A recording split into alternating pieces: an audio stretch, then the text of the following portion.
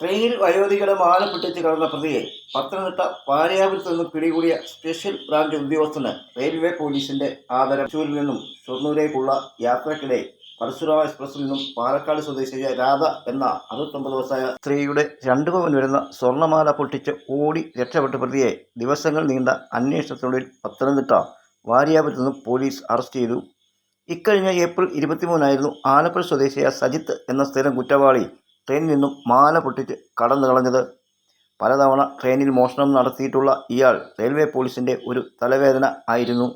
സ്ഥിരമായി വിലാസമോ താമസ സ്ഥലമോ ഇല്ലാതിരുന്ന ഇയാളെ കണ്ടെത്താൻ റെയിൽവേ പോലീസ് നന്നേ ബുദ്ധിമുട്ടി.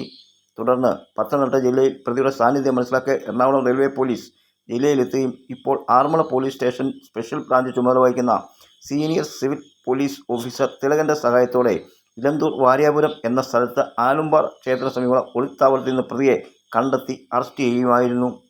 അടിക്കടി ഒളിത്താവളങ്ങൾ മാറിക്കൊണ്ടിരുന്ന സജിത്തിനെ കണ്ടെത്താൻ സഹായിച്ചതിന് ആറന്മുളയിലെ സ്പെഷ്യൽ ബ്രാഞ്ച് ഉദ്യോഗസ്ഥൻ തിലകനെ Ernakulam railway police superintendent Muhammad Nadeemuddin IPS Ernakulam railway police ആസ്ഥാനത്ത് വെച്ച് പ്രശംസകത്വം നൽകി ആദരിച്ചു.